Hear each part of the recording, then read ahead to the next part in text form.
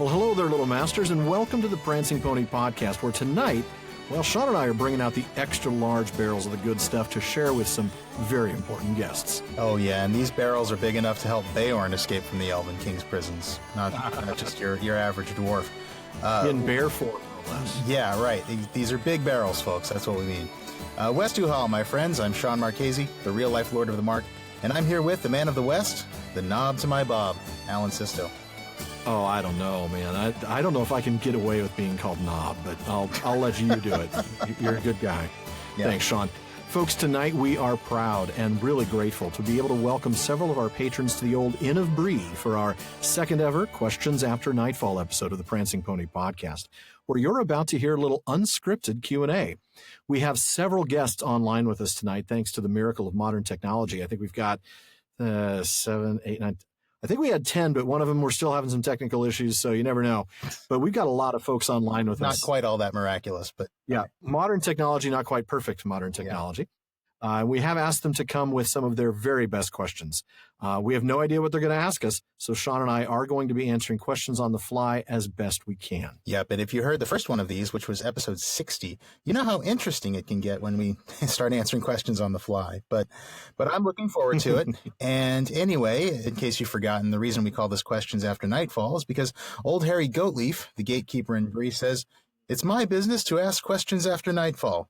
Well, tonight it's our guest's business to ask questions after nightfall, and it's our business to answer them. Well, as best we can, at least. And there may be some last-minute word searching through the text, but aside from any possible edits for, coughs or sneezes or time spent flipping through pages, we're going to be presenting this as it's recorded live. Everything you hear in this show will be recorded during this session. That's right. And if you'd like to get in on the next one, well, go check out our Patreon page at patreon.com/prancingponypod. We'll be doing Questions After Nightfall episodes about every 3 months, and we'll be inviting patrons at the Elrond's honorarium tier and higher to join us. It's just one of the many ways we're saying thank you to our patrons, giving them the opportunity to humiliate us publicly. Or just ask questions to get to know us, your charming hosts, a little bit better. So without further ado, why don't we introduce the folks joining us? I'm going to unmute you in order so that we can say hi, so that you can say hi to your fellow podcast listeners. If you'd please let them know your first name and where you're joining us from tonight. Let's see, Sharat. Hi, my name's Sharat, and I'm calling in from Maryland. And James. Hi, yes, my name is James, and I'm calling in from Gloucester County, Virginia. Excellent. Daniel? Hello, I'm Daniel. I'm calling in from Texas. Ah, another Texan. Yes, there's 2 of us on the call tonight, at least. Tim? Here in Wisconsin. And there are some who call you Tim? Tim? And Dime? Hi, checking in from the interior of Alaska. Oh, wonderful. We are coast to coast here today. We sure are. And Lee? Hi, my name's Lee. I'm from Oregon. From Oregon. All right. And Mark? Hello, everyone. This is Mark. I'm checking in from West Lafayette in Indiana. My goodness. And Carolyn? My name is Carolyn, and I'm calling from Shreveport, Louisiana. Oh, very good. All right. The first question tonight, I believe we've already picked the first question. It's going to be coming from Dime, so let me go ahead and unmute you. Hi there. Fire away. Yeah, hi. Hello. Okay, well, first of all, thanks from me for answering my student's question on episode 75. The kids listened to that today, and good. I think it might be a smackdown coming your way.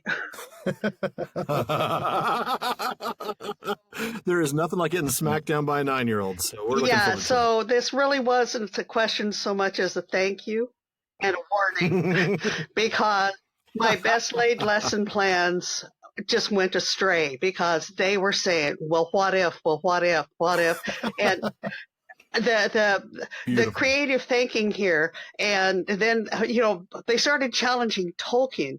Well, what if he had written it this way or that way? And all I could say is, you guys really need to start studying the history of Middle Earth, because he had a lot of ideas, but I didn't get to say that. So no. more than a question, it's a thank you and a warning, because there are some feisty 9 and 10-year-olds hunting you guys. I can't wait. Well, we will be looking forward to hear from them. Wait. That's hilarious. And the creative thinking is always, it's always refreshing. So it'll be fun. It is. And I love the idea of a bunch of little kids reviewing the history of Middle Earth. I think that should be fun. We'll give them John Ratliff's book so they can look up the. There's a question about enchantment, wasn't it? The enchantment of Beorn. Yeah. Yeah, it was the enchantment of Beorn, whether he might react differently than the dwarves or Bilbo. That'll be an interesting conversation. We're looking forward to hearing what they have to say. And next up is Tim. I believe you raised your hand for the second question, so we're going to call on you, and then it'll just be a total free-for-all. What do you have for us tonight?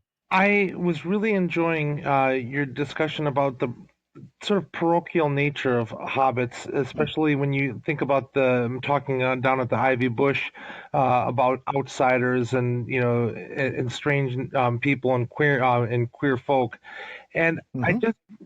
It really contrasted so sharply with the way Bilbo just completely opens his arms, even to the uninvited guest, or the way Frodo just seems to be completely willing to take people, at their worth when he's meeting, other members of hobbits, or whether it's dwarves or elves.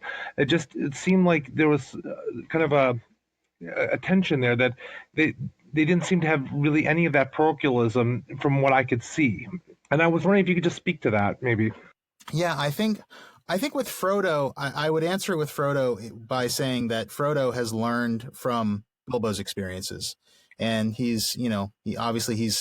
starts his journey with a whole lot more knowledge of Middle-earth, of the world, of different cultures, than even Bilbo did, and certainly more so than somebody like, Gaffer Gamgee would have at the beginning of the Fellowship. As for Bilbo, that's a good question. I think what we see in the first chapter, An Unexpected Party, is that he's not really all that comfortable with dwarves. He's comfortable with Gandalf just because he knows him, and he has known him for a while. But only once That's he true. realizes he knows him. Because remember, at first, he very much, no, thank you. We don't want any. Oh, you're Gandalf. Yeah. Oh, that guy. Yeah, no, still never mind. But right, exactly. And I think he's really not. He's not really all that comfortable with the strangeness of the dwarves. He's just so absorbed in his own sense of propriety and politeness, and wanting to be seen as genteel, and wanting to be seen as sort of in the know, and wanting to be seen as, I guess a bit cooler and a bit more savvy about the world than he is. That I think that's what sort of kind of forces him to embrace the dwarves, even though he wouldn't normally. Yeah. There could be a class distinction there too. Bilbo being a more well-to-do hobbit than somebody like the Gaffer, or most of the folks hanging out there at the Ivy Bush in Chapter 1 of Lord of the Rings. And so maybe he's just more educated, and there's part of that too. But yeah, I think that's it. I mean, I think Bilbo really has to Bilbo takes a long time to really get to the point where he's truly embracing of other cultures. He spends those first few chapters of The Hobbit really part of the journey, part of the party, but really not part of the party, if you know what I mean. That's true. Yeah, no, he always feels kind of on the outs. Yeah. It never really fully accepted, and he isn't really fully accepted for quite some time. But yeah, there's civility, but not, full-blown camaraderie. Yeah. And I think that's probably the distinction there. Yeah. That's an excellent question, though, Tim. Thank you very much. I do have to say one more thing on that. I think if it weren't for the fact that it was Gandalf, and he did know Gandalf, and yes, maybe there's something in that little bit of something Tookish in him as well. That's a very good point. The Took nature. Yeah. Yeah. Tim, did you have any follow-ups or further thoughts on that? It just does make me wonder a little bit if there's some sort of commentary on the exposure to the other, allowing you to break down walls as something that he was purposefully trying to put in there too. I wouldn't be surprised. Yeah, I would definitely say that. Sorry, Alan, go ahead. I mean, no, I think, yeah, absolutely. I mean, you and I both concur that that's something that, Tolkien sees as a plus. We talked before, all the way back to season 1, about this notion of community being very important and isolation being kind of a bad thing. And to the extent that the Shire is that insular and that parochial, it is a bad thing. It's a drawback. It's shown as a negative, and it's expressed as a negative. And Bilbo's ability to work with the dwarves is an example of that building community that we also see later on with Frodo in the way he addresses things, even when he comes back with the scouring of the Shire. But certainly throughout the rest of the book, as the hobbits engage other cultures. So, yeah, I think that that's an example of Tolkien, demonstrating what a particularly good or admirable trait might look like. So, and how truly it is experience that breaks down those walls, I think is the way you put it, Tim, which I think makes a lot of sense. Experience and relationship. Bilbo has to experience it firsthand, and that's what makes him truly a part of the party, and that's what breaks down the walls for him. And then he passes that knowledge on to Frodo, who starts with just a bit more enlightenment than Bilbo started out with. Yeah, he definitely has a head start, no doubt. All right, Tim, any more follow-up on that before we move on to the next question? No, but thank you very much. Well, thank you. And stick around, because it looks like we hopefully will move through this quick enough that everybody gets 2 shots at the apple here. Next up was Carolyn. Carolyn, are you there? I am here. Welcome to the show. Thanks. Thank you. Okay, so I have a specific question. It's from the Fellowship of the Ring.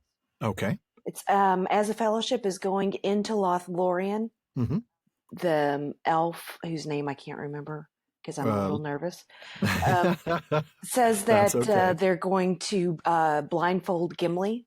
Oh, yeah, Haldir. Right. Thank you, Haldir. Right. And so Gimli says, the agreement was made without my consent. I will not walk blindfold like a beggar or a prisoner. And I am no spy. My folk had any dealings with the servants of the enemy. Mm-hmm. So how did those dwarves get a ring if they never had any dealings with the enemy? I see what you mean. Going back to the House of Durin, right. and Durin having one of the 7 rings. Exactly. That's a very good question. Let me see here. Let me go ahead and mute you while we start thinking about that answer. Let's see here. Oh, goodness, Shawn, do you have any thoughts on that? My first thought is that Gimli is directly referencing the fact that we know that dwarves have allied with the goblins before. We know that in The Hobbit, Beorn really ends up trusting Thorin only because he happens to be the son of Thrain, son of Thror, and that they are good guys in the sense that they wiped out or fought with the goblins of the mountains. But we know that at other times, dwarves have actually evil dwarves have made alliances with them. And it may be that Gimli's trying to point out, hey, we're not those dwarves, we're the good guys. But how that interacts with the ring is a good question. Shawn, do you have any thoughts? I think my immediate thought when Carolyn first asked the question is Gimli is probably thinking of folk in a fairly limited sense and servants of the enemy in a fairly limited sense. I mean, I think I think what you said is part of it, Alan. There are some dwarves who openly ally with goblins, or at least have in the past. Right. But certainly Durin's house is not one of those. I think that Gimli is talking about, his immediate family, his immediate circle of friends and family and kin. Yeah. As opposed to thinking back to the Second Age when Durin was originally given one of the 7 rings, or was it Durin or was it one of, I can't remember which actual dwarf it was in Durin's line that got the ring. Would have been Durin the Third, I believe. And somehow that's in the Return of the King appendix, isn't it? I think so. That's a really good question. Yeah, I mean, I think he's thinking fairly limited. I think he's thinking, just like his family, as opposed to going back to the Second Age. I suppose from that limited perspective, thinking a little bit of Obi-Wan, and, it's true from a certain point of view. But I think, from a larger point of view, yeah, it is true that the dwarves of Durin's line did actually have interactions with Sauron at least once upon a time. Although we don't know that much about exactly how they got the ring. So we don't know. Well, actually, I am finding something here. This is interesting. This is in Appendix A, and I'm trying to find out exactly where it is. This is in the section about the dwarves, Section 3, Durin's folk. There is a passage here that does say, of this ring, something may be said here. And we're talking specifically about the one that ended up with Thrain or Thror. I'm always forgetting which. Thrain, right? Yeah. Of this ring, something may be said here. It was believed by the dwarves of Durin's folk. This is another one of those, it has been said, or it has been sung, right? It was believed by the dwarves of Durin's folk to be the first of the 7 that was forged, and they say that it was given to the king of Khazad-dûm, Durin III, by the elven smiths themselves and not by Sauron, though doubtless his evil power was on it, since he had aided in the forging of all the 7. So I think we actually have our answer. That is I think you're right. Yeah.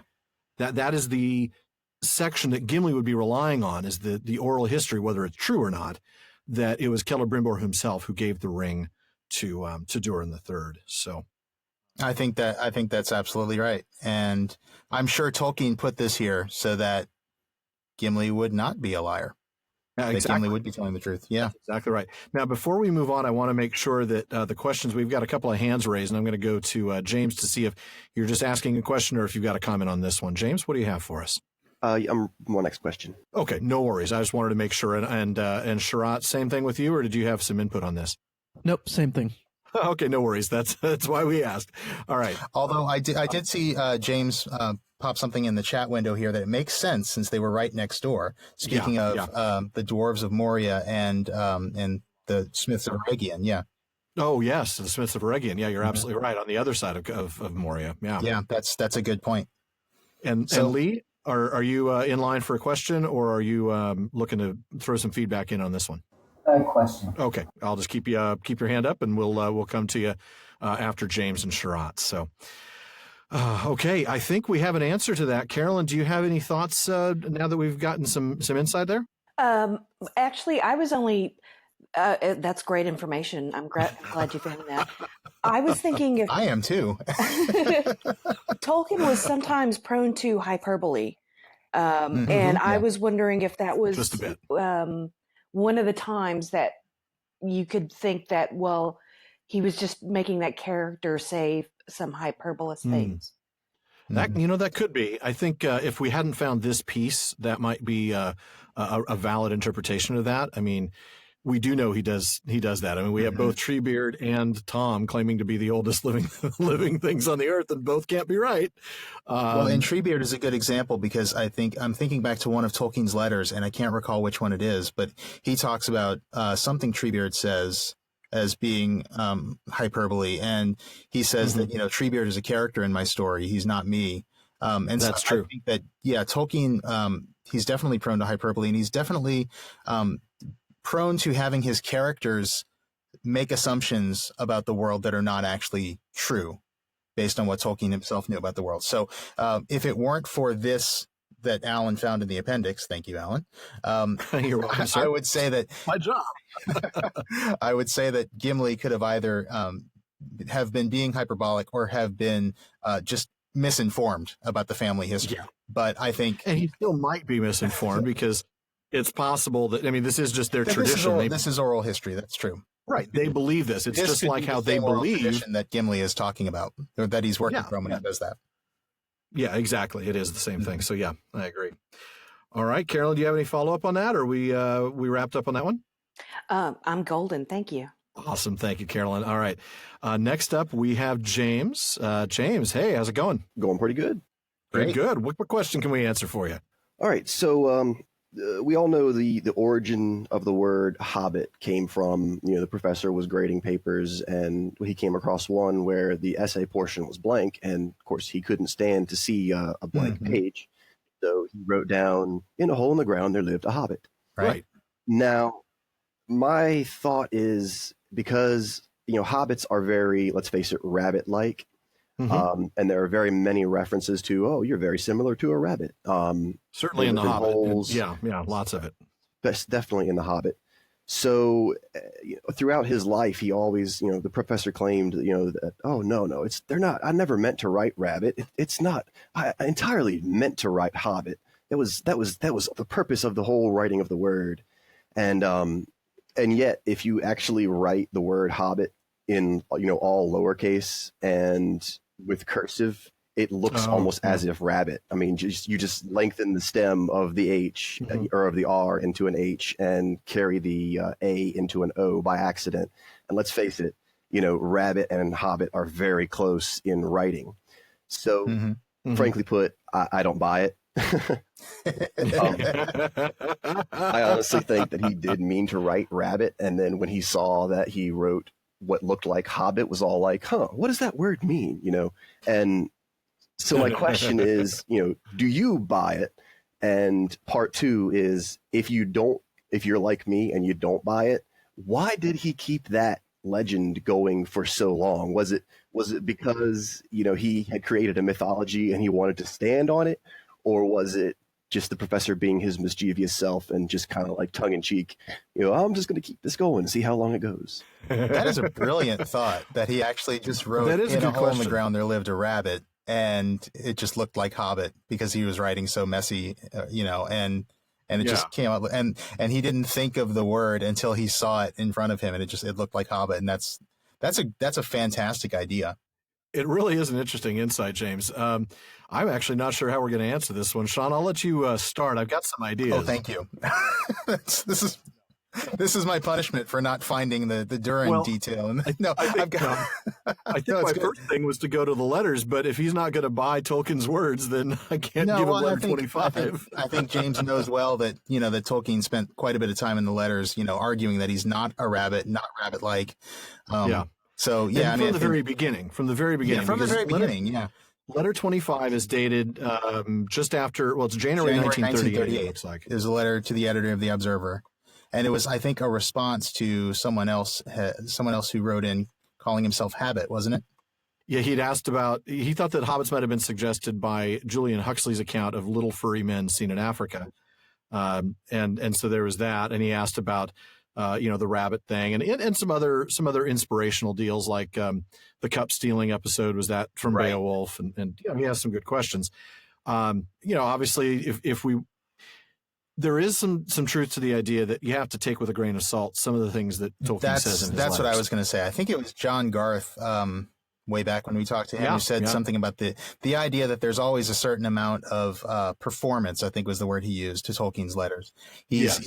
Yeah, and I believe he was even somebody referenced that Dr. Flieger said the same thing. I think it might have been Corey Olsen. Maybe so, yeah. And maybe Garth, was quoting Flieger when he said that. I can't recall. But I think that's something that I have taken to heart. And as I've looked at the letters more closely, I try to keep that in mind, that he's really acutely aware of who he's writing to. And there's always a little bit of an agenda there. And I think, keeping his audience in mind is why you get a ton of theological details when he's writing to a Catholic bookstore owner and things like that. Exactly. And that's what's great about it, is that, each letter is like a repository of some great information. So there is a possibility that Tolkien, is just sort of insisting that this is the case, that there's nothing rabbit-like about Bilbo, that there's no rabbit connection there. And maybe he just... To misquote Shakespeare, methinks that doth protest too much. So I think there's certainly a possibility that he... The only thing, though, that I would say that I would point to as a way of saying, no, he didn't write Rabbit. I mean, there may be some similarities. He may have been inspired by Rabbit. I'm not saying that's not the case. I'm saying, to me, I can't buy he wrote Rabbit and interpreted it as Hobbit later because of the things that he says in On Fairy Stories about the beast fables. He really excludes that from the concept of fantasy. And I don't think, from the beginning, I don't think he would have wanted to write a beast fable in this context. I think he was always looking at this as something of fairy. And for him, a beast fable would have been disqualifying in terms of, fantasy. That's kind of a deep thought, but that's where I go with. I do see the point. I mean, we should remember On Fairy Stories was not, that wasn't presented until 1939. It could be that true. That some of those ideas weren't fully formed in his head yet. We just don't, I guess we'll never know. That may be. Going back to 1930, 1931, when he was originally writing The Hobbit, if it was even 1937 when he was writing The Hobbit, I would have said, you're probably right. But I think, 8 years is a long time. It is. And he could have had a different, he could have sort of developed that idea as time went on. We'll never know. No, right. And I think I would say only this, that if Tolkien was sort of just trying to keep up this charade his entire life, he probably had reason to do so because so many people were trying to connect hobbits with rabbits for so long. There were even illustrations that had been proposed for some of his books that showed Bilbo as kind of a more rabbit-like or rodent-like creature as opposed to, basically a little person.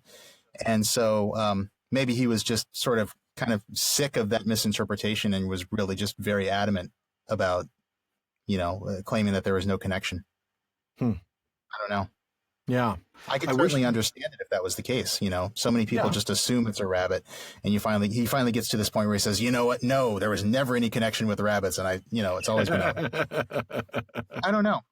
It's a really neat idea, though. When I think of the funny places that inspiration can come from, and the fact that Tolkien didn't even always know where his inspiration came from, and that's a really enticing idea. Even if I don't believe it 100%, I think James has got a really good idea there.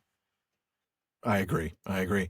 James, do you feel like we've answered that to your satisfaction, or at least as best we can? Yeah, pretty good. Like I said, I wasn't trying to suggest that he was trying to write a rabbit story, but it just kind of was a deal where, like I said, he wrote the word rabbit and it looked like Hobbit. And the thought was, what is a Hobbit? Where did that come from? And it just kind of immediately branched away from the idea of a rabbit. Before it was even a story. Right. In other words, it started out as rabbit. Yeah. When it was just even the first line and just the line only. Yeah. Right. Okay. That's really an interesting thought. I mean, like you said, there are times where, it's hard to buy what he says. Certainly some of the things he says in his letters, you just have to take them with a grain of salt, especially when, he does occasionally contradict himself. He does. Well, as any of us would if we wrote as much as he wrote. Yeah. I mean, let's be clear on that. that. We contradict ourselves, from podcast to podcast sometimes. Absolutely. All right, James, thanks so much. We're going to move on to the next question. Stick around. All right, Sherrod, what do you have for us tonight? All right. Just before I ask my question, I just want to jump in and say that just as a point on that last question, Tolkien's talking about fairy story. I'm not sure that he's necessarily limiting all fantasy to not being beast fable. But anyways, I'm really happy that I get to jump in after James, because mine is also another should we take the professor's words so seriously? Awesome. And the one I want to talk about is the idea that Sam is the hero of the books. Obviously, that comes from one of Tolkien's letters. He says that, but also I feel like the reader community has kind of jumped on board with that. But at least to me, it's not entirely clear, is it? Yeah. At least to me, in my readings.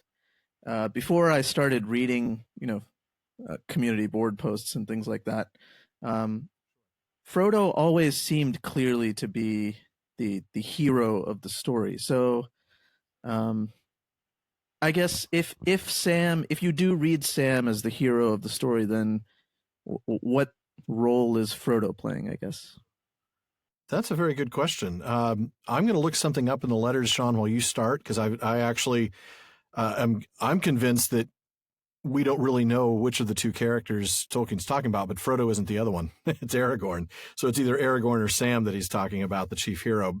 And I'll pull that letter up as soon as I can find it. But Shawn, if you've got something to start with, that'd be great. Yeah, I've got some thoughts on why I think Sam can be seen as the hero, and it really has to do with the arc that is present there.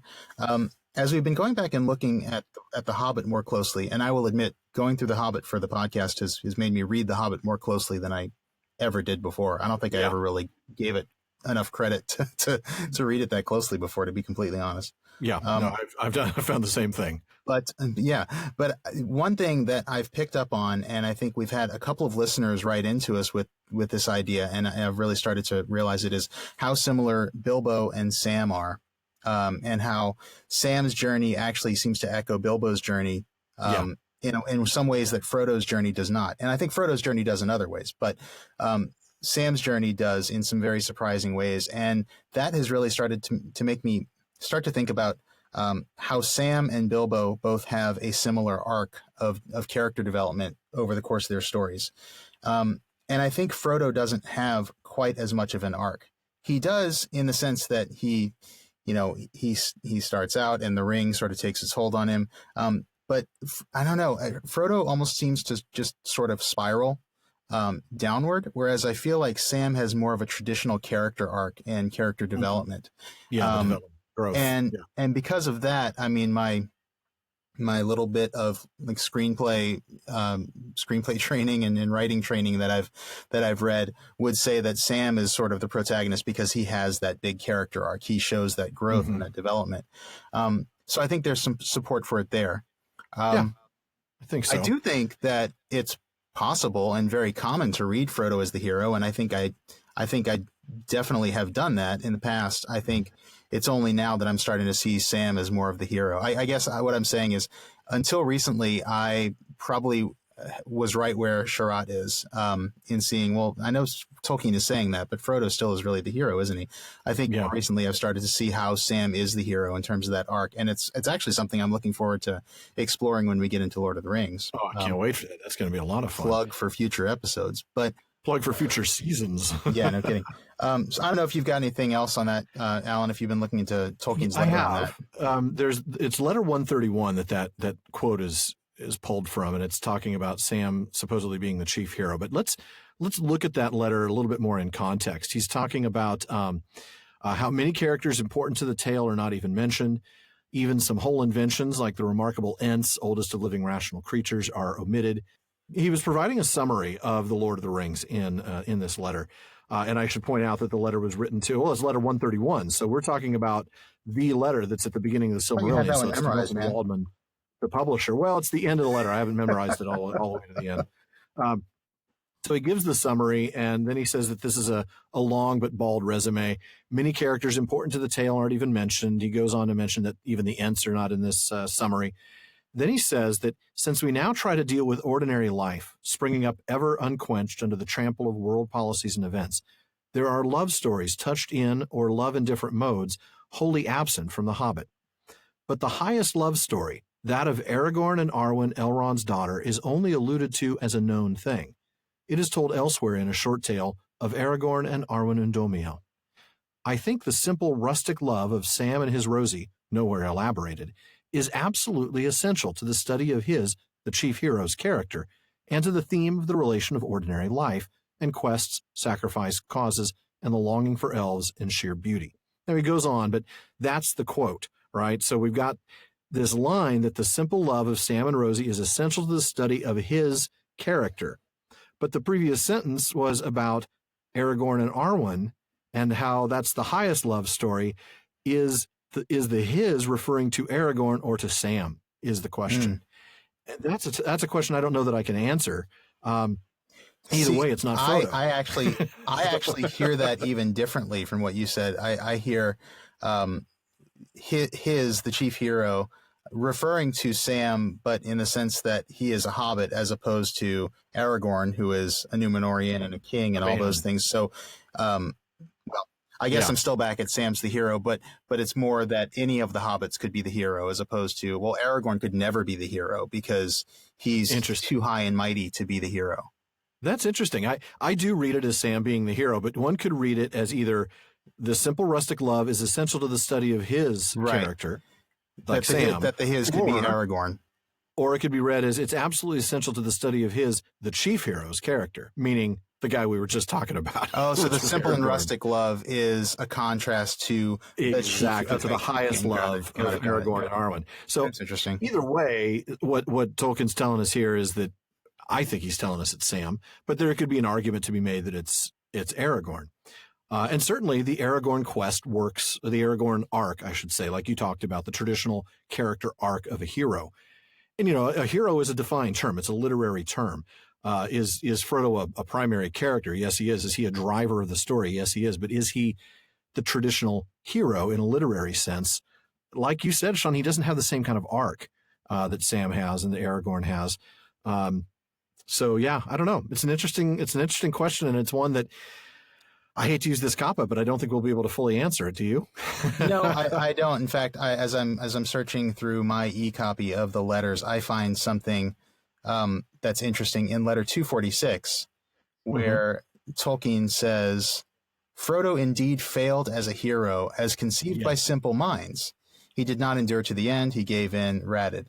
I do not say simple minds with contempt. They often see with clarity the simple truth and the absolute ideal to which effort must be directed, even if it is unattainable. Interesting. At first I was going to say, that would actually lend credence to the idea that Frodo could be the hero, because Tolkien is saying, well, yeah, he failed as a hero if you've got a simple mind. But then he says, I'm not saying simple minds with contempt. So that tells me that he's not discounting the idea that Frodo failed as a hero. I don't know. No, he's not discounting it. I mean, letter 192. This is what I love about an episode like this. We get to just dig almost at random. We're just pulling stuff up. But in 192, he says, I've just had another letter regarding the failure of Frodo. Very few seem even to have observed it. But following the logic of the plot, it was clearly inevitable as an event. And surely it is a more significant and real event than a mere fairy story ending, and he put that in quotes, in which the hero is indomitable. So Frodo not indomitable, but still possibly the hero. In this case, he says and the cause Frodo potentially the hero because he is not indomitable, right? Exactly. And he says in the next sentence, in this case, the cause, not the hero, was triumphant, because by the exercise of pity, mercy, and forgiveness of injury, a situation was produced in which all was redressed and disaster averted. But he put hero in quotes. So we still don't know. I think there's still a dang you, Professor. Right. I think back to Sharat's original question. Should we take the professor at his word?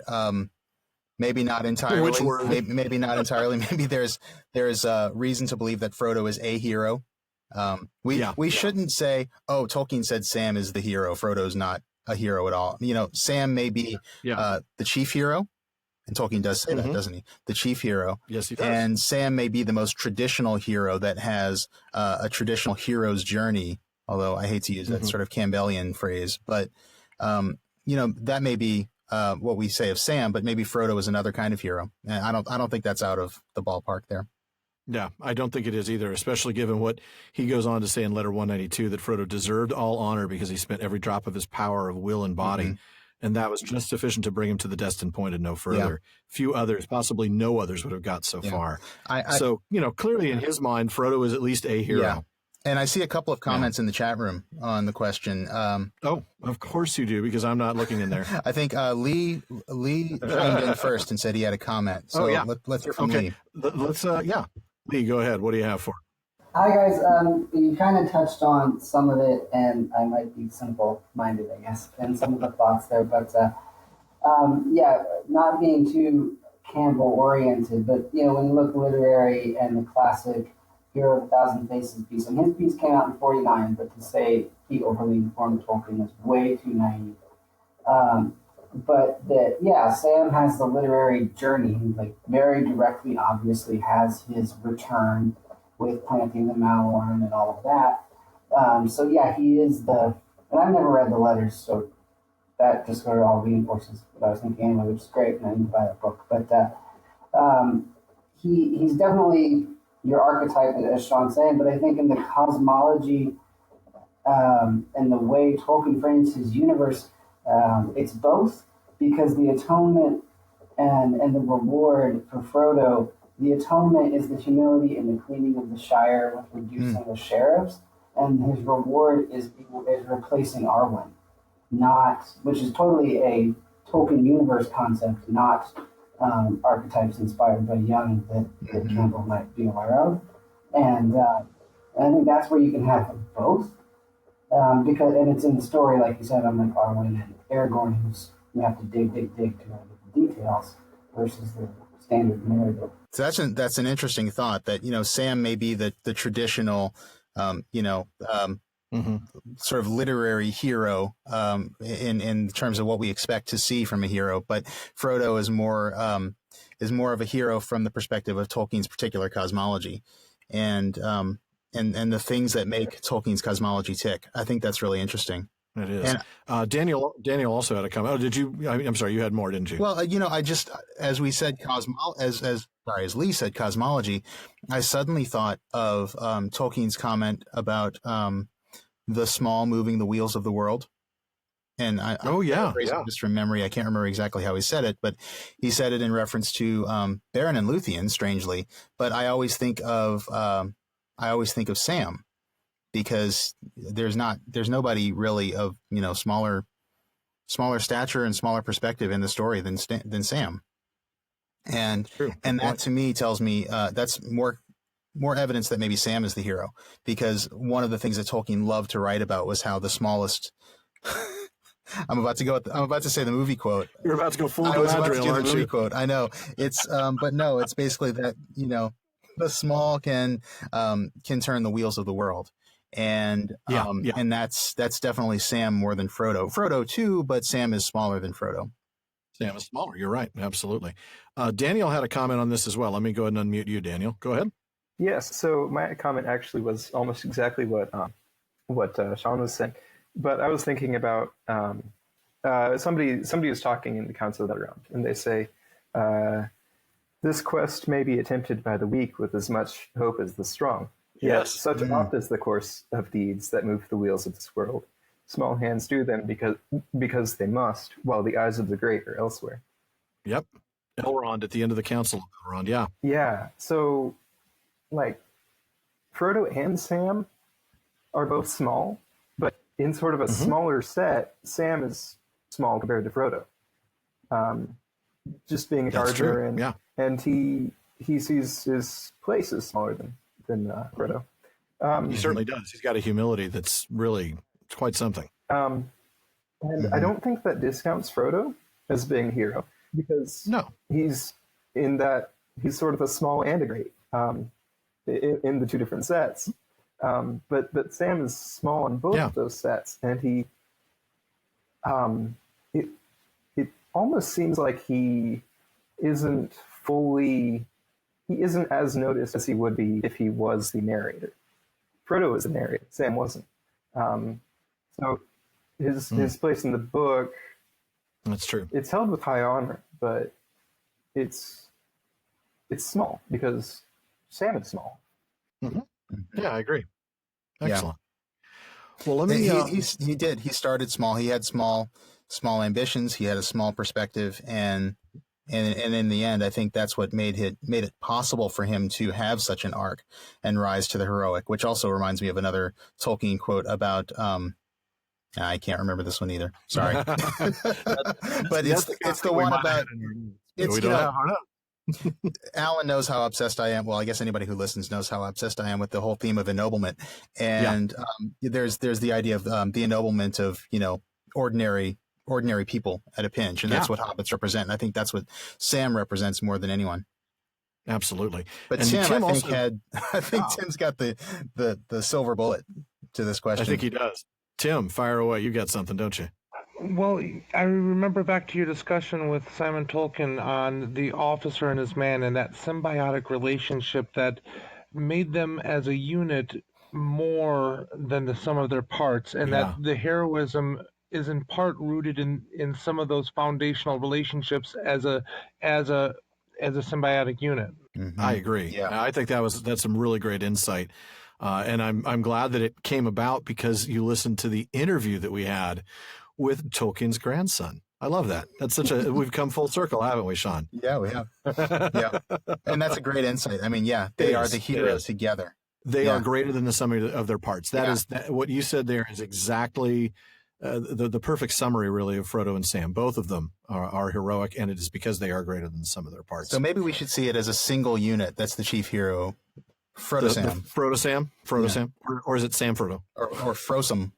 No, that doesn't sound good. Samdo. Yeah, there you go. Frodo. There you go. All right. Let's see. So we've got, I know that there were a couple of hands up that were hands for comments, but I also know that I believe Lee and maybe somebody else also had a question. So whoever wants to take the next question, go ahead and raise your hand right now. I'll try and grab the first hand I see, and that would be Daniel. All right. Daniel, what's your question for us, sir? Okay. So I was wondering, in Unfinished Tales, in the friendship of Kirion and Eorl, I'm not sure how you pronounce that. Shawn, you're our word nerd. Do you want to handle that one? I always say Eorl. Yeah, Eorl. I know it is just the Old English form of the modern word Earl, but I think it's actually pronounced more like Eorl. Eorl. Yeah. Yeah, it's not a diphthong like Eorl. It's they're not separate, but it's like they run together. Eorl, Eowyn, Eowyn and Theoden. That EO sound. Theoden, Eowyn. Yeah. So it's Eorl. Yeah. But because there's an accent on the E in both of those, I always kind of try to treat that as a separate syllable a little bit more. Oh, yeah, you're right. You're right. That's a very good point. Shawn, I forgot about that. I really don't know if I'm right, but I tend to say Eowyn, Theoden, and separate them a little bit more as opposed to Eorl. I don't know. I wondered if it was more of a stress on, an indication of stress because it's Theoden as opposed to Theoden or Theoden. Could be, but remember that the accent mark doesn't always imply stress for Tolkien. That's true. All right. Well, anyway, we think it's Cirion and Eorl. That's what we think. So in that unfinished tale story, yeah. So they go up the hill and they make a pact at this black stone. That's a tomb marker for Elendil. Mm-hmm. And I was just wondering, is that the same black stone that Aragorn goes to muster the dead army? Oh, the Stone of Erech. Geographically they're going to be different. Is it Firion? Yeah, it's the Halifirion, the mountain that's on the top of, if I remember correctly. I'll have to pull up that on in my book, but I believe it's the Halifirion. Yeah, it's the Firion wood, right? So yeah. That mountain, that location is on the north side of the White Mountains. So in other words, as they come up, it's also much further to the east than where Erech is. The Stone of Erech is on the south side of the mountains and is further to the west if you look at the map of where they are. But I think the biggest deal is the description of the stone. In the Unfinished Tales version, it's described really as a tomb type, as a grave marker. So it's a flat stone. I believe it's described specifically as a flat stone. But in The Lord of the Rings, the Stone of Erech is described as a large sphere buried halfway in the ground. Let me see if I can find that description just to be on the safe side. Shawn, do you have any thoughts on this while I'm pulling that up? No, I don't. I don't have any facts on it that you didn't say. There we go. Let's see. Erech is, it just says that Erech is a black stone. I mean, you're definitely right about the geography of the Stone of Erech, because that was a passage under the mountains. So they crossed from the north side, Dunharrow, to south. It's a black stone, and it's buried partway in the ground. I'm trying to find exactly where that is. Yeah, I'm trying to find that too. Right, let's see here. To that stone, the company... Okay, here we go. Aha. Long had the terror of the dead laid upon that hill, the hill of Erech, and upon the empty fields about it. For upon the top stood a black stone, round as a great globe, the height of a man, though its half was buried in the ground. So you're basically looking at something that's half as tall as a man, so at least 3 feet tall, spherical in shape, buried in the ground, like embedded, almost like a meteor strike. Whereas the tombstone for Elendil in the on the north side of the White Mountains is described as exactly that, as a grave marker. So it's flat. So they are not the same stone. They may be the same material. I don't know about that, but it's certainly not the actual same stone. That sounds right to me. I'm sitting here trying to find any details about the Halifirion stone, and I can't find them. So I know. I'm trying to. I'll find that real quick. That sounds right. Daniel, what do you think? Yeah, so that sounds great. I guess I had always thought of the round stone as sort of cylindrically round. So not necessarily a sphere. No, not spherical. It's possibly a cylinder. Well, it does describe it as a globe. Oh, a globe. Okay, yeah, that would be sphere. Yeah, it does describe it as a globe, so that would be spherical. But yeah, it's easy. I mean, that's the thing about Tolkien. You miss one word.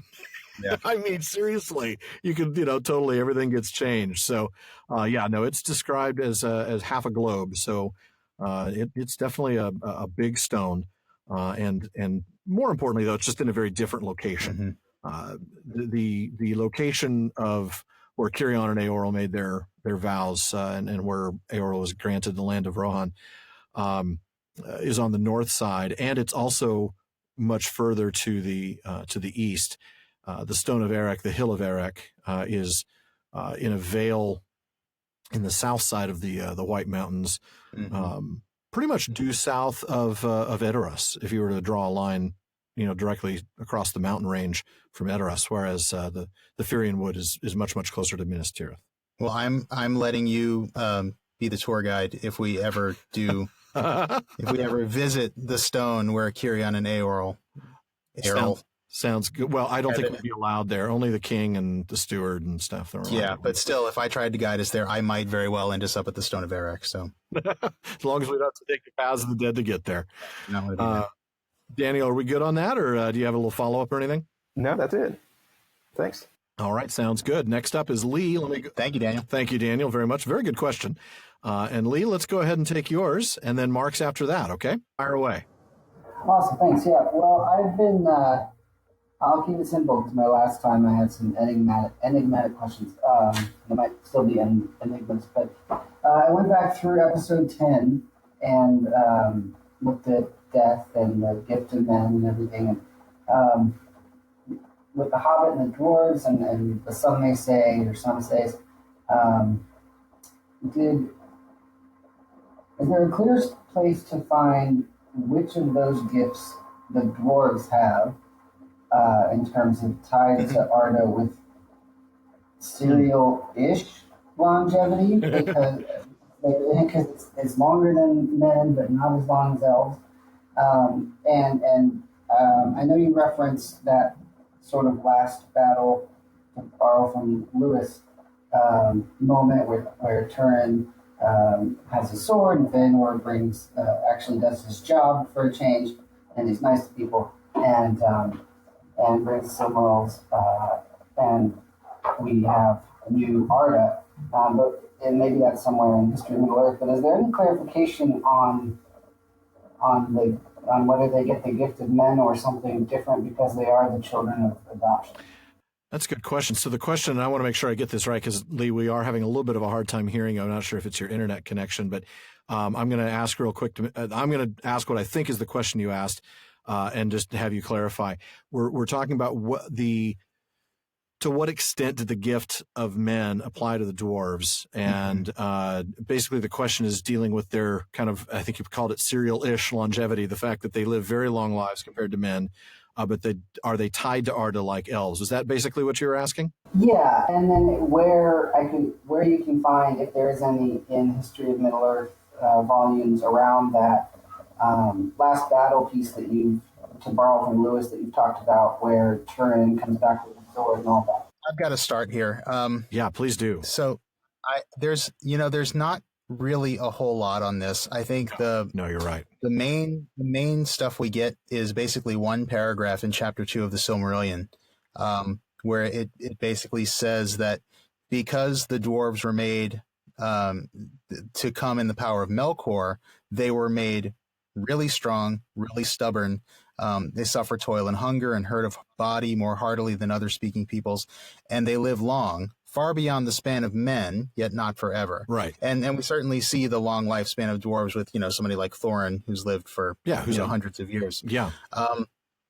That's really all it says. And I mean, I give that because I think that's the explanation for why dwarves are made the way they are. And so it was a matter of utility, as opposed to, Ilúvatar had some specific plan in mind with regard to elves and serial longevity and men being mortal to go beyond the circles of the world. Ilúvatar had, though I don't dare to speak for him, he had a plan in mind. And he, we see that play out in the mythology. I think, for dwarves, we see right here that the reason that they are the way they are is not for any larger divine plan, but just a matter of utility. They're people that are made for hard times, and that's why Owly made them tough and made them live a long time. In terms of their fate after they die, there's a little bit there in that same chapter where it says that, but it's framed as some may say, and I think I heard Lee say that at the beginning too, that they say that Ilúvatar will hallow them and give them a place among the children in the end, and then they'll help rebuild Arda. That's really all we get, is that some may say. Yeah, that's about all we get. I think there is something in one of the, and maybe I'll look for it. I think there is something on dwarves in one of the later History of Middle-earth volumes. Maybe it's Peoples of Middle-earth. And you look that up. I'm going to have. Yeah, I'll give a little bit of my piece, but before I do, Sherrod wants to pipe in. He's got a little comment on this. Sherrod, go ahead. Shawn stole my thunder there with his last bit, but Of I course was he just did. going to say that it would have been really cool if in the last battle and at the end of Arda, of course, that to reward the kind of companionship with humans and elves that the dwarves had built throughout the history of Arda, Iluvatar had hallowed them, and I wouldn't have been surprised to see Tolkien go. I won't be surprised either. I mean, yeah. Iluvatar's own words. I mean, yeah, there's going to be some strife. Yeah, I'm not going to amend them or change them. But he does say that they shall be to thee, or I'm sorry, they should be to thee as children, but they're still the children of my adoption. So they're still his. I mean, he has given them sentience. He's given them, independent thought. And there's something to be said that Iluvatar is not going to just discard them at the end of Arda. Right. They're going to have a role. We just don't know what that role is. I would not be surprised at all. I'm in the camp that says when they say, some say that, I often defer to that as the most likely possibility. In this case, I would would that as agree. well.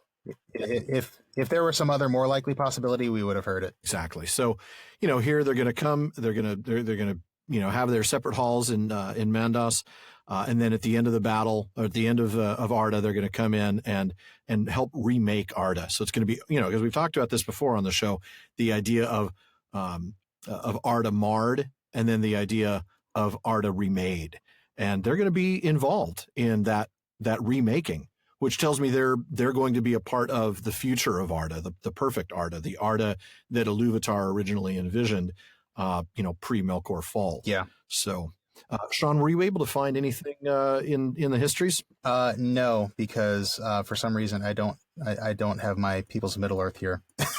I brought most of my books up, but I forgot that one somehow.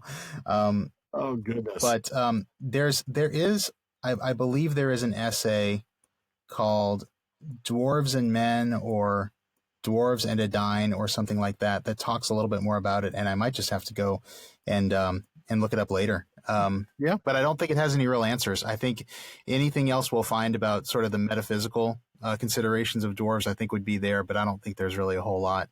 Yeah. I don't think there's anything, honestly. I think what we get in the Silmarillion is pretty much it. And unless we were to look to maybe something like Book of Lost Tales or anything. But then, see, dwarves were pretty much evil in the Book of Lost Tales, and so I don't think we're going to get more there. Which is something I'd forgotten entirely about, because it had been so long since I'd read Book of Lost Tales that when we found that out in one of our recent chapter discussions, I was stunned to find that they were truly evil. And so much of that stuff, especially as it concerns the underworld and what happens to various races after they die, is so much of that is just completely undone by the Silmarillion. Anyway. It was a very, very different conception. So if you ask me what I personally think, I think that the dwarves do have long lives. I wouldn't say it's serial longevity. It's certainly not tied to Arda in any way. No. I think they do certainly die at some point, and I kind of like to think that they have a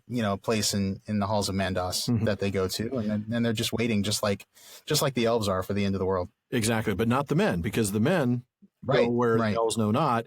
Though Iluvatar, may have plans for them as well. In fact, we believe that he does, but it may not be until the music after the end of the world. So. Oh, and it does. That's right. Yeah, it does say that. That's where I got that from. That's in the Silmarillion too. Yeah, that's I think it gathers them to Mandos and halls set apart, and he cares for them, and so maybe they have maybe they have like a Valhalla-like party with Aule. Oh, I believe that. Yvonne's like, don't party with the dwarves too late. When are your friends leaving, honey? When your friends are knocking all the trees down, we got to get rid of them. Yeah. Let's see. I think, except for Mark, I think we've gone all the way around the horn. Mark, are you there? I'm right here. Awesome. I do believe, I'm just looking at the list of names, I think we've gotten a question from everybody. So if you could fire away, we might have a chance to get some folks in for a real short second question. What do you got for us? Well, this is for Shawn. I think Eorl is your favorite character. Is that right? Oh, yes. Yep. You haven't figured that out by now. You haven't been listening well enough. That's for sure. So with all the I've mentioned him once or twice. Yeah. So with all the things that Arundel's done, he carried a Silmarillion to the west, and he convinced the Valar to come and save Middle-earth, and he slays Calgon the Black. Do you think it's unfortunate that he's remembered first and foremost by Bilbo as a terrier? Oh man, that's awesome. In front of his grandson, and that's why Aragorn's comment. He told me if I had the cheek to make verses about Eorendil in the House of Elrond, that was my business. That's brilliant. I think Aragorn knew very well that Bilbo didn't quite grasp the awesomeness of Elrond's dad. There's a little bit of significance there that you're missing, but that is comedy gold. Yeah, thanks. A little bit more serious. I was rereading part of The Hobbit earlier, and in Roast Mutton, when Owen and Glóin are both trying to set a fire, and the text was, "The mischief seemed to get into the fire. Dwarves can make a fire almost anywhere out of most anything, wind or no wind, but they cannot do it that night. Not even Owen and Glóin, who are especially good at it." Do you think that's just another case of Ilúvatar playing a hand in setting up the conditions for getting the swords over by the troll horde? Yeah, in other words, kind of prompting the encounter with the trolls, because if they were able to get a fire going, then why go investigate the troll fire? That's a good question. I mean, certainly it's going to require some speculation, but Shawn, that's what we do pretty well. Yes. Do you have any thoughts on that? It sounds good to me. Yeah. I mean, I guess the question is, how much of a micromanager is Ilúvatar in making sure these things happen? They would have had to encounter the dwarves. I mean, the trolls, though. They had to encounter the trolls because they had to get those swords. Mm-hmm. We talk about the way Ilúvatar nudges things along the way. Nudges. That's a good way of putting it. Nudge. Small changes here and there. Wink, wink, nudge, nudge. Right. It's certainly possible. I mean, because the other explanation is, well, it was just bad luck. Well, what's another word for luck? Well, what's luck? Right. I wonder if that failure to start the fire, I'm going to pull up the history of the Hobbit, because in the early versions of the story, when we just found this out, in fact, I think we found this out and are discussing it in an episode that has not aired yet as of the recording of this show, but will have released before this show releases. On the Doorstep, we talk about how in an early version of the story, they found the key that opened that door in the troll horde. Yes. That it was only in the troll horde that it was like, oh, wow. And Elrond's like, hey, this is a dwarf key. You should hold on to this. Yeah, right. Spoiler alert. Gandalf did not have the key and did not give it to Thorin. And that's really an interesting idea. So I wonder if I look up, perhaps mischief might be the word. Yeah, sure enough, that passage was in the original manuscript. I'm looking to see if there's a text note. Yeah, nope. Added at this point, not even Owen and Glóin, who are especially good at it. So yeah, their inability to get a fire and the mischief that had gotten into the fire, the fact that they couldn't light the fire, that was there even in the original version that had them finding the key there. So yeah, I would say absolutely that had to be Ilúvatar, because the key and the swords, yeah, no doubt. I mean, thankfully he didn't make the key be part of that story later on. That was like, that's pushing. That would have been just a little too convenient. Yeah, too serendipitous. Yeah. But yeah, no, that's a good question. Even if you wanted to attribute that to Ilúvatar making sure that they got into the mountain and everything, it's like, come on, Ilúvatar, turn up the difficulty level a little bit. Seriously, you don't have to put this on easy level. These are experienced folks. No, that's a good thought. I never good thought question, about Mark. Did you have a quick follow up? No, that's great. Thanks very much, guys. Awesome, no problem. Thanks, Mark. Tim's got his hand up. Let's go ahead and unmute him. What you got? Well, just to kind of follow along on what you're touching bases on how Tolkien was constantly reworking the stories and repurposing and finding new, kind of creating new growths on the tree of story, so to speak. I was really impressed with with like his continued efforts down the road to write things like the Quest of Erebor. What you're talking about, how he switched it from being in the troll horde to being from Gandalf, and then later on he's thinking, well, how did Gandalf have it, and how did he really get in touch with the dwarves? And it just the constant way he reworked his stories and found new inspiration. It's just it's so much fun, P.S. Bringing up Quest of Erebor, I'm totally going to keep lobbying for you guys to do a discussion on that someday. That's actually a great idea, and that may be, who knows? We'll if our next topic suggester doesn't have an idea, then that might be one we'll plant in their minds. The good news about the Quest for Erebor is it's part of Unfinished Tales, and we'll eventually get to Unfinished Tales. Definitely, that's what I was going to say. We will definitely get to Unfinished Tales at some point. It'll be after the Lord of the Rings. I mean, we're going to do the Lord of the Rings next, and then Unfinished Tales. And, somewhere in there, we'll also tackle maybe a few of the non-legendarian pieces like Smith of Wooten Major and Farmer Giles. And although we could consider taking some of the Unfinished Tales stuff just piecemeal. I mean, we've already done Of Tuor and Is Coming to Gondolin. Yeah, you're right. And we're not going to do... some of the things. I mean, we're not going to sit around and talk about the line of Elros. We could just sit around and argue about which version of the history of Galadriel and Celeborn we believe. Exactly. I mean, we've talked a little bit about the disaster of the Gladden Fields. So yeah, we may end up doing that piecemeal because the Narn we covered pretty thoroughly when we did our Turin trilogy.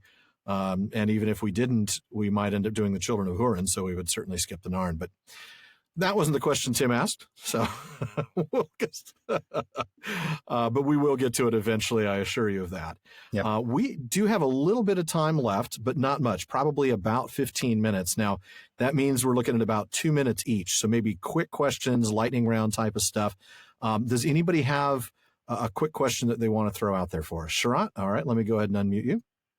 Fire away. All right, this is another funny one, but while I've been reading The Hobbit along with y'all, and I've gone ahead a chapter or two, I've noticed that in every single chapter, there's a fairly substantial mention of food. What is up with that? That's about right. That's great. I think that probably comes back to the whole notion of comfort, doesn't it, Shawn? I'm sure it does. Yeah, I'm sure what we're seeing is Bilbo's mind going back to all the delicious things he's not eating because he's not at home. Even as the narrator, even if even if the food that's mentioned has nothing to do with Bilbo, or even if he's eating it, it's just his mentions. So, what do you think, Sharat? Yeah, and especially earlier, I feel like the mentions of food are really thematically important because chapter 2, it's the trolls who want to eat them. Chapter 3, the elves saved them from pretty certain death because they haven't had food for a long time, and in chapter 5, Gollum's trying to eat Bilbo. So you're not thinking of just Bilbo thinking about food, but just food mentioned in general, food and eating being a constant theme throughout, including the threat of eating the characters. Whether it's sometimes you eat the bar, sometimes the bar eats you. That's a very good point. Yeah, I think. Well, I think those mentions, that is the mentions of the villains like the trolls or Gollum possibly eating the characters, is a fairly standard. I mean, I don't know. Is that the kind of thing you see in children's stories, right? I mean, the ogres and the trolls and the whatever they eat people. That's what they do. It's a pretty visceral fear, isn't it? It is. It's a visceral thing. My 6-year-old might have a dream about some monster who wants to eat him. I mean, that's what the monster under the bed always wants to do, is eat you. I think there might be something there. But I would say that there's definitely when food is mentioned and it's not Bilbo as the food, it's definitely playing into that theme of comfort. And I just laughed because D-May just popped into the chat window our favorite Elven King and Thorin exchange. What are you doing in this forest? Starving. Oh, I love that. All right. Very good stuff. D-May, that's brilliant. What are you doing in the forest? Starving. James, you've got a quick one for us here. Yes, this actually came from a friend of mine, Nathaniel. He wanted me to ask about like the characters like Ungoliant. They're people that came, or beings or spirits or whatever that came from outside, but where did they really come from? And well, where did they go? Didn't we say this is the round for quick questions? Well, it could be very simple as, well, we don't know, and we don't know. That's true. That's true. Yeah. This could be the very short answer, shouldn't it? I think the truth is we don't know. I think at the beginning of the show, Shawn and I both fell into I'm not going to call it a trap, but we both fell into the mindset of the taxonomy that Tolkien presents us with is all there is. That is, there's the Ainur, and the Ainur are divided into two classes, the Valar and the Maiar, and that's everything. And we realize now that's not necessarily the case, that there are, maybe other spirit entities, that have entered into the world. The only thing that I would say, the only caveat would be that nothing was created that Iluvatar didn't create. That includes the spirit that, inhabited Ungoliant. And you think, well, but these are evil. How does that work? Well, Melkor ended up being evil too. I don't think anything Iluvatar created at the beginning was inherently evil, but instead, fell the way Melkor did, or the way Sauron did by echoing somebody else's fall. So I would say that there's that limitation perhaps, but that it certainly doesn't have to be, jammed into that framework of Vala, Maya, or, elf, human, dwarf. Yeah. What do you think, Shawn? I agree. I also, you hit the nail on the head by saying early on we did kind of lump everything into the Maya category if it wasn't otherwise explained. Yeah. I still think some things are Maiar, and I think anything's a Maya. Maybe Ungoliant is probably more likely a Maya than some other things. I would say Ungoliant and maybe like Karkaroth and Draugluin and Glaurung, perhaps. Yeah, I'm not saying everything is a Maya, but certainly, if anything is, Ungoliant's probably at the top of my list of things that are probably a Maya. But I don't think that I saw somebody once say on Twitter, and I can't remember where this came from, but hey everybody, not everything is a Maya, and it wasn't in reference to us, but it was just just another comment on Twitter, like, come on guys, not everything is a Maya, and it is true. Not everything should be taken as a Maya. Yeah. I think Tom's not a Maya, Treebeard's not a Maya. I mean, Tom may not be a Maya. We don't know what Tom is. Well, and I think you bring up Tom with good reason, because I think that Tolkien wanted there to be some enigmas, and and I think that we are not meant to know exactly what they are. There could be, remember that the Silmarillion, which is where we get most of this stuff from, was a story about the elves that was passed on to men, and that, men passed on. There could be any number of other races out there, things out there, creatures out there. There could be other creatures out there that have not interacted with elves and men that we know nothing about. Just not wereworms. Definitely not wereworms. Okay. I'm going to go. That question, not surprisingly, ended up generating 3 raised hands. So I'm going to go one at a time and real quick comments, because we got to keep moving because we're running out of time. But Sharat, what did you have on that? Yeah. I guess my feeling is, obviously there's the meta text that it's a story that's been passed from elves to men to now Bilbo's translations. So we can't be sure he caught everything. But I do tend to feel like when the story tells us that the only thing that Iluvatar created were Ainu, and that the more powerful that came into Arda were Valar, and the less powerful were Maiar. I do tend to think that Maiar encompasses any lesser spirit that is not a Valar. Yeah, I can see why. I think I would agree with you that it's an Ainu. That's for sure. The question is whether there's a third category of Ainu, or even if, or more. But I hear what you're saying. Yeah, definitely. Since they're all spirit beings created by Iluvatar, they're all Ainur. The question is whether, is the Maiar simply everything that's not a Valar? And then if that's the case, then we have to plug everything into that taxonomy. And maybe there are gradations of Maiar that we don't even. That's true. There could be gradation degrees. Yeah, I don't know. Maiar. What about you? Or Maya? What about you? I think that I've come to a reading of the text that allows for other things to exist beyond the taxonomy, but I can certainly see why why one would not believe that. Why you want to stick to the text and just what Tolkien's put out there. I just think that Tolkien has left some enigmas there for us for a reason. But I still think Ungoliant's a Maya. Sorry, I do. I absolutely think Ungoliant is one. Yeah, no, I agree. Interesting. Daniel asked a question in the text. Ungoliant had spider babies, so is she the evil 8-legged version of Melian? Yeah, I think we talked about that a little bit. That there's some sort of, giving up of power, some sort of tying to the earth, which is, what ended up her creating offspring and all of that. Definitely bound her in a way that may have been part of what led her to her death. I absolutely think Shelob is the anti-Luthien. So I'm right there with you, Daniel. Oh, yeah. Yeah, absolutely. All right. So let's see. Lee, we've got a quick one from you. Go ahead. And now for something completely different.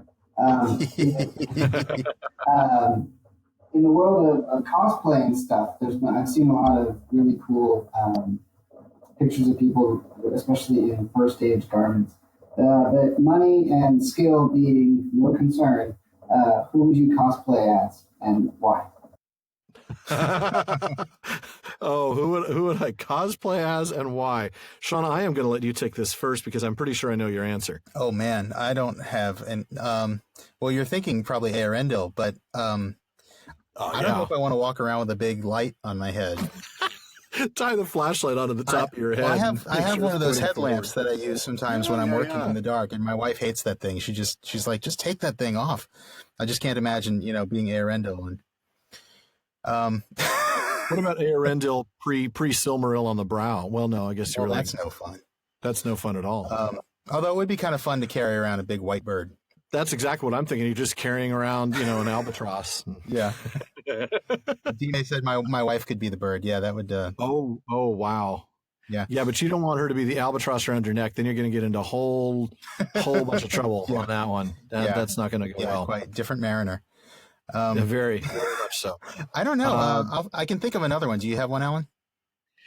Oh boy, cosplay. I mean, the thing is, I'm not a really huge costume dude, but I would like to be one. I'll put it that way. I've never. Oh, it'd be fun. It'd be fun to do it, right? I've never really had the time or the inclination to spend the time putting something together. But if that was no barrier, say somebody handed me a costume.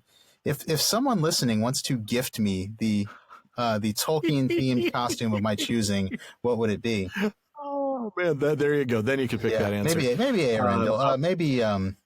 Dime suggests Alan is Sam, which is proof that we're not going to put Dime on unmute again tonight. No, I'm kidding. Thank you.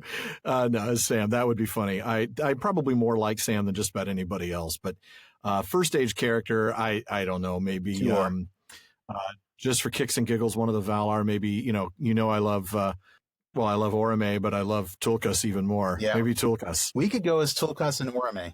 Tulkas and Orome. There you go. Or we could just go as Aule and Ulmo. There you go. Oh, no. Well, we're getting some terrible ideas in chat, so we're just going to leave those be. And I think, Daniel, we've got one more thing from you here, and then we're going to probably go ahead and wrap up. Go ahead. Fire away. Yeah. So I was reading the bit in Unfinished Tales about the Elfstone, and I thought it was so cool, and I really liked it. And I wish I could have both the Elfstone and the Silmarils and the hands of the king or the hands of healer, just because Aragorn's a healer, not because of the Elfstone. But I can't have all of them at the same time. But I want all of them at the same time. So it's not really a question, but yeah, that is it. That's fair. That's not a question. I agree with you about the beauty of the Elfstone. That's a great piece in Unfinished Tales. So I can understand your desire. I would go with the Elfstone, and it's probably less trouble than the Silmarils. Oh, much. I wouldn't want to touch the Silmarils. My hands would get black and charcoaly, and crunchy, and yeah. Yeah, my hands are unclean, folks. I have kids. Yeah. Yeah, very good. Well, folks, we're going to go ahead and wrap this up, but please stick around. Those of you here in the room with us, stick around until the end of the show. And those of you listening, stick around. It's been a great discussion. It's really nice to be able to talk to somebody else besides Shawn for a change. So thank you to The our feeling guests. is mutual, Alan. You know that. I know it is. I know it's quite mutual. Thanks to our guests for joining us tonight for Questions After Nightfall. And we hope each of you will be able to join us again for the next one in 3 months or so. And folks listening at home, we hope you will all join us again next week when we resume our read-through of The Hobbit. And I know we're all looking forward to that. So, yeah, but I agree. I mean, this was a great break from our usual reading and discussion. I just want to echo Alan's comments. Thank you all who were able to join us, and thanks to those of you listening. We hope you've enjoyed it as much as we have, and a really special thank you to not only the patrons who joined us here today, but also the rest of our Patreon family who've made events like this one possible. And especially thanks to those who tried to join us and couldn't. I feel terrible for Tom. I know that happened last time, too. We lost a couple of folks, but hopefully next time we'll be able to get these technical glitches ironed out. Folks, if you follow us on social media or have even been semi-conscious over the last few episodes, you already know that we have a lot more fun stuff planned, including the live episode we're going to be broadcasting from Mythmoot 5 in less than 3 months here in June of 2018 over in Virginia. An incredible opportunity that we're looking forward to. Yeah, and we're both really excited about it. And as Alan said, we're going to be doing a live episode. It's going to be... I stole your line, didn't I? You did. You totally stole my thunder on that one. But it's going to be really special. We're going to be in the main room. We're going to be the only event in our time slot. And we're going to be joined by some really special guests. Yes, we will. Very special guests. We'll be welcoming back to the show both John Garth and Corey Olson. And we're also going to get a chance to interview Douglas A. Anderson, the editor of our oft-quoted annotated Hobbit, and Mark Ockren, the professional conlanger who invented Klingon. Yeah, it's going to be incredible, and you really are not going to want to miss it. No, you won't. Now, the show's going to air live on Facebook at the time of the event. Now, that's Saturday, June 23rd at 1 o'clock Eastern Time for now. I believe that's 6 o'clock p.m. UTC. And it will be released the next day-ish, as soon as I can edit it, as episode 88. I'll make sure you stay up late and get it edited. Don't worry. No, I'm not promising. Well, I'd like to stay up late, but probably not editing. I mean, we're going to want to hang out. That'll actually be the night of the masquerade ball, won't it? Oh yeah, I won't be editing that. I'll No, we'll be showing off our new Tolkien and Orome costumes. I don't know about that. I was going to say I'll be dressed as a podcast editor at that point, complete with headphones. Right. And a grumpy look. I really have work I need to be doing right now. Anyway, if we stay on schedule, folks, that will be happening right as we're wrapping up The Hobbit and getting ready for season 3. Which is really cool. Now, Mythmoot is generously covering our event registration. We're super grateful to them for that. And that includes our meals, which, well, that saves us a lot. But we still have to find a way to get there and stay there for a few days. Now, if you've been listening, you know that means we've got costs associated with this trip. Now, we have raised almost $1,000 through our T-shirt sales. That just recently wrapped up. And that does cover a good piece of our expenses, but not all of them. That's right. So we're coming to you all to ask for help with the rest. Please consider joining the Fellowship of the Podcast. That's our Patreon family at patreon.com/Prancing Pony Pod. As I've said before, we really weren't planning to do a live episode from a moot until we got to our next goal. But, Mythmoot gave us this opportunity and we just couldn't turn it down. So we hope you understand that.